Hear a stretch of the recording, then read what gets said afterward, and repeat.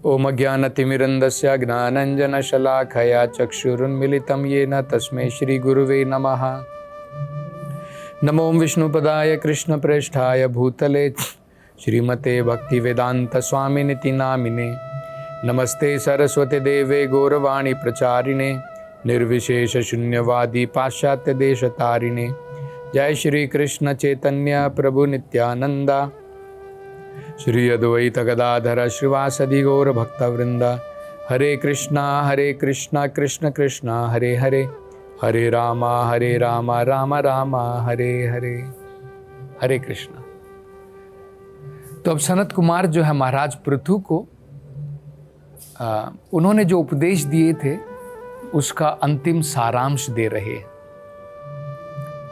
तो इससे पहले उन्होंने बताया था कि हमारी भौतिक इच्छाएं जो हैं वो नदी के बहाव के बराबर हैं, नदी की जो लहरें होती हैं उसके बराबर हैं। उनको रोक पाना उन लोगों के लिए रिक्त, जिनका मन भगवान की भक्ति से रिक्त है, मतलब जिनका भगवान की भक्ति में कोई उनका कोई लेना देना नहीं है, जो भगवान की भक्ति में नहीं लगे हैं, अनेकों प्रकार के अलग अलग कार्यक्रम तपस्या में लगे हैं, ज्ञान अर्जित करने में लगे हैं, योग में लगे हैं, लेकिन भगवान की भक्ति से जिनका लेना देना नहीं है, उनके लिए इस मन के वेग को, हमारी भौतिक इच्छाएं हैं वो जो लहरों के बराबर है, नदी के वेग के बराबर है, उनको रोक पाना बहुत मुश्किल है। लेकिन उन्होंने बताया जो भक्त लोग भगवान के चरण कमल का आश्रय ग्रहण करते हैं, भगवान की भक्ति में जो आनंद लेते हैं, जो उसमें विलास करते हैं, वो सागर के बराबर है। तो जो लोग सागर में हैं उसमें अनेकों प्रकार की नदियां आ भी जाएं तो नदियों का वेग वहां पर खत्म हो जाता है, क्योंकि सागर की ही लहरें इतनी महान होती हैं। उसके सामने नदी की लहरें, उसका क्या कहना है, उसका अस्तित्व बिल्कुल खत्म हो जाता है। तो बहुत महत्वपूर्ण उदाहरण दिया था उन्होंने।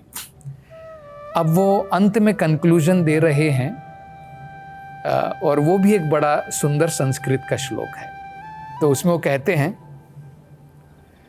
कृच्छ्रो महान इहा भवार्णवम अप्लवेशाम षड्वर्ग नक्रम असुखेन तितिर्षन्ति तत्त्वं हरेर भगवतो भजनीयमंग्रिम कृत्वो उडुपम व्यसनम उतरा दुस्तरणम। ये भी एक बड़ा सुंदर श्लोक है जिसमें वो कह रहे हैं, कृच्छ्रो महान इहा भवार्णवम अप्लवेशम। अप्लवेशम का मतलब है जिन्होंने भगवान के चरण कमल जो एक नाव के बराबर हैं, भगवान के चरण कमल को पल्लव कहा गया है। यद पाद पल्लव, पल्लव का मतलब होता है एक नाव के बराबर है। जिन लोगों ने भगवान के चरण कमल रूपी नाव का आश्रय नहीं ग्रहण किया है, उन लोगों के लिए भवार्णवम, ये जो भौतिक सागर है, इस भौतिक संसार को भी सागर कहते हैं, भव सागर। ये कौन सा सागर है? जन्म मरण का सागर, जहां पर लोग जन्म लेते हैं, अनेकों प्रकार के दुख भोगते हैं और मरण निश्चित है। दोबारा जन्म लेते हैं, दोबारा कष्ट भोगते हैं, दोबारा मरण होता है। तो ये इसको भव सागर कहते हैं। इस भव सागर से पार करके इससे परे जो है आध्यात्मिक संसार है। इसको पार करने के पश्चात भगवत गीता में भगवान इसके बारे में बताते हैं, परस्तस्मातु भावो अन्यो व्यक्ता अव्यक्ता सनातनः। भगवान कहते हैं अर्जुन को, हे अर्जुन, इस भौतिक संसार में हमेशा इसका उदय होता है, इसकी रचना होती है, बाद में इसकी प्रलय होती है। तो हमें पता है कि ये संसार जो है इसकी रचना होती है, कुछ समय तक इसका पोषण होता है और बाद में इसका अंत हो जाता है। सृष्टि, स्थिति और प्रलय, ये 3 चीजें चलती रहती हैं। हमें इसका ज्ञान है। ब्रह्मा जी हम लोग कहते हैं सृष्टि की रचना करते हैं, भगवान विष्णु पालन करते हैं, भगवान शिव जो है तांडव नृत्य के द्वारा इस सृष्टि का विनाश करते हैं, प्रलय करते हैं। तो ये भौतिक संसार जो है, इसलिए इसको भव सागर कहते हैं। इसका बार बार जन्म होता है, बार बार प्रलय होता रहता है। लेकिन भगवान कहते हैं परस तस्मात् तु भावो अन्यो, इस भव सागर से दूर, इसको पार करने के बाद भगवान कहते हैं एक दूसरा भगवान का जो है वो धाम है। ये भव सागर भौतिक धाम है, भगवान का आध्यात्मिक धाम है। और भगवान कहते हैं परस तस्मात् तु भावो अन्यो व्यक्ता अव्यक्ता सनातना। ये भौतिक संसार कभी व्यक्त होता है, मतलब कभी इसकी रचना होती है, अव्यक्ता कभी लुप्त हो जाता है, विनाश हो जाता है, सृष्टि होती है, प्रलय होता है, मतलब ये टेम्परेरी है। लेकिन भगवान भगवद गीता में कह रहे वो जो मेरा धाम है वो सनातन है, उसकी रचना भी नहीं होती है, उसका प्रलय भी नहीं होता है, वो हमेशा रहता है। तो मनुष्य जीवन में हमारा लक्ष्य क्या होना चाहिए कि भाई बार बार भौतिक संसार में जन्म क्यों लूं? बार बार आने के बाद में जन्म लेता हूं, बाद में मरना पड़ता है। आप किसी के भी घर में जाइए, आप तस्वीर देखेंगे टंगी रहती है, वहाँ पर लिखा रहता है इस दिन इनका जन्म हुआ, इस दिन इनका मरण हो गया। कोई व्यक्ति है जो जन्म लेने के बाद में सदा के लिए सनातन जीवन संसार में भोग सकता है। तो इसलिए मानव जीवन में बताया कि हम तो सनातन हैं, हम सनातन धाम के निवासी हैं। सनातन धर्म का पालन करके हम दोबारा सनातन धाम में जा सकते हैं। सनातन धर्म का मतलब क्या है? भगवान की भक्ति का पालन करके, भगवान के चरण कमलों का आश्रय ग्रहण करके इस भव सागर को पार कर सकते हैं। ये सनत कुमार जी बता रहे। और आगे देखिए क्या बता रहे। वो कहते हैं कि कृच्छ्रो महान इह भावार नवम अप्लवेशाम। अप्लवेशाम मतलब जिन लोगों ने भगवान के चरण कमलों का आश्रय जो एक नाव के बराबर हैं, जिन्होंने, क्योंकि बिना नाव के आप सागर पार नहीं कर सकते। अगर आप सोचेंगे नहीं भाई मैं तो बहुत बढ़िया स्विमर हूँ, मैं तैरना जानता हूँ, भाई आप जो हैं एक तालाब पार कर पाएंगे, आप एक नदी को पार कर सकते हैं, लेकिन आप सागर को पार नहीं कर पाएंगे। और सागर में बताया क्या गया है, आगे बता रहे हैं, देखिए क्या कहा है। कृच्छ्रो महान। कृच्छ्रो का मतलब है अनेकों प्रकार के कष्ट हैं। इस भौतिक सागर में आनंद का सागर, अमृत का सागर नहीं है, ये कष्टों का सागर है, महान कष्टों का। कृच्छ्रो महान वो कैसे है? आपने देखा होगा सागर में अगर आप गिर गए तो मौत है, मृत्यु है, क्योंकि इतने सारे भयंकर जानवर उसके अंदर में हैं। इतनी बड़ी बड़ी मछलियां होती है जिसे शार्क कहते हैं। शार्क मछली ऐसी होती है जो हाथी को भी खा जाती है, इतनी विशाल होती है, बड़े बड़े जानवरों को निगल जाती है। हम लोग तो क्या हैं भला? तो क्या कहा है? षड्वर्गा नकरम। षड्वर्गा का मतलब है हमारे जो 6 इंद्रियां हैं। 5 इंद्रियां तो पता है, छठी जो है मन है। 5 इंद्रियां कौन कौन सी हैं? आंखें हैं, कान है, नाक है, जीभ है, त्वचा है, ये पंच इंद्रियां हैं, ये हमको इतना मतवाला कर देती हैं। आंखें हमें खींचती हैं, कान हमें खींचते हैं अपनी तरफ, कहीं पर सुंदर, कहीं पर जो है सुंदरता को देखने के लिए, मधुर आवाज़ सुनने के लिए, अनेकों प्रकार से हमारी इंद्रियां हमें खींचती हैं। तो उनकी तुलना क्या की गई है? शार्क से की गई है। संस्कृत में शार्क मछली को क्या कहते हैं? उसको कहते हैं नक्रम।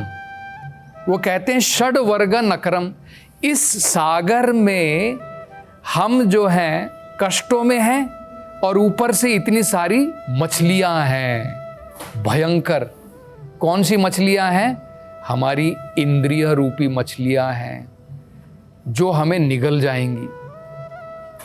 असुखे न तितीर्षन्ति, बहुत कष्टदायक है। तितीर्षन्ति मतलब इसको पार करना, इस भव सागर को पार करना। ये बड़ा सुंदर उन्होंने अर्थ बताया है।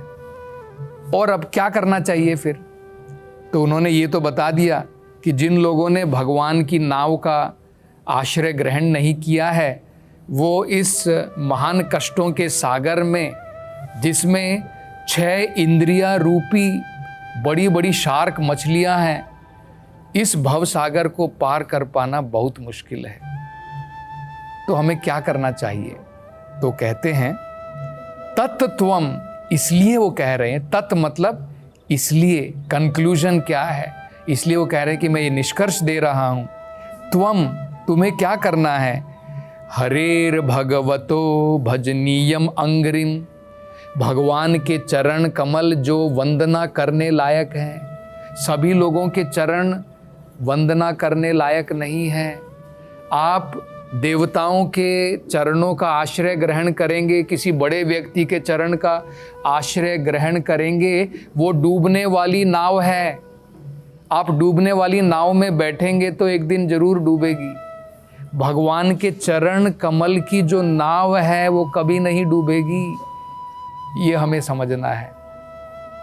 इसलिए प्रहलाद महाराज भी कहते हैं, बड़े से बड़ा चिकित्सक हो, बड़ी से बड़ी दवाइयाँ क्यों ना हो, लेकिन अगर भगवान की कृपा नहीं है तो वो व्यक्ति जो है मर जाता है।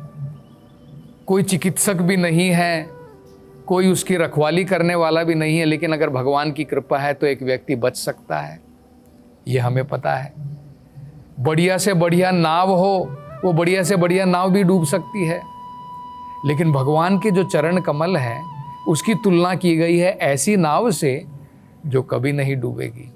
उसका आश्रय अगर हम ग्रहण कर लेंगे तो बड़ी आसानी के साथ इस भव सागर को पार कर पाएंगे। तो इसलिए वो कह रहे हैं तत्त्वम हरेर भगवतो भजनीयम अंग्रिम। इसलिए वो कहते हैं कि मैं तुम्हें सलाह दे रहा हूं कि भगवान के चरण कमलों का आश्रय ग्रहण करो। जो भगवान के जो चरण कमल हैं वो आश्रय ग्रहण करने लायक हैं, क्योंकि भगवान के चरण कमलों का आश्रय ग्रहण करेंगे तो भगवान स्वयं हमें इस भौतिक संसार से बाहर निकाल देंगे। भगवान के चरण कमल उस प्रकार की नाव के बराबर है। तो आगे वही बता रहे, कृत वो उडुपम, क्योंकि भगवान के चरण कमल उडुपम है, एक नाव है। व्यसनम, अनेकों प्रकार के भौतिक संसार में जो कष्ट हैं, जो डेंजर हैं, अनेकों प्रकार के, वो कहते हैं उत्तर मतलब इनसे हम पार हो सकते हैं। दुस्तरा अर्णवम, अन्यथा ये भौतिक संसार का सागर, इसको पार कर पाना बहुत मुश्किल है। तो ये एक बड़ी महत्वपूर्ण सलाह देते हैं कि बिना भगवान के चरण कमलों का आश्रय ग्रहण किए बिना इस भौतिक संसार के कष्टों को पार करना, इस जन्म मृत्यु के सागर को पार कर पाना बहुत मुश्किल है। और तो जब इस प्रकार से बड़ी महत्वपूर्ण उपदेश सनत कुमार जी पृथु महाराज को देते हैं, तो पृथु महाराज अत्यंत संतुष्ट हो जाते हैं। इतने सुंदर उपदेश सुनने के बाद में वो प्रकाशित हो जाते हैं। और बड़ा सुंदर शब्द का प्रयोग किया है, आत्मगति ही आत्ममेधसा। मतलब आत्मगति का मतलब उन्होंने रास्ता दिखाया आत्मा को कि भौतिक संसार से कैसे बाहर निकलना है। आत्मगति दर्शाने वाले आत्ममेधसा, सनत कुमार को आत्ममेधसा कहा है। मतलब जो भगवान के जो ज्ञान में डूबे हुए हैं। मेध का मतलब होता है जिनका मन भगवान में डूबा हुआ है, वही व्यक्ति जो है हमें सही रास्ता दिखा सकता है। एक और आपने शब्द पहले भी सुना होगा, ग्रह मेधसा। एक होता आत्मा मेधसा, एक ग्रह मेधसा। जो व्यक्ति जिसका मन भोग, इंद्रिय तृप्ति, इस प्रकार के विलास में डूबा है, उसे ग्रह मेध कहते हैं। और जिस व्यक्ति का मन भगवान में डूबा है उसे आत्ममेध कहते हैं। तो ऐसे सनत कुमार जी से बड़े सुंदर प्रवचन सुनने के बाद में, उपदेश सुनने के बाद में पृथु महाराज जो हैं उनकी वंदना करते हैं और धन्यवाद के रूप में बड़े महत्वपूर्ण कुछ शब्द कहते हैं, जिसकी चर्चा हम अगली कथा में करेंगे। हरे कृष्णा।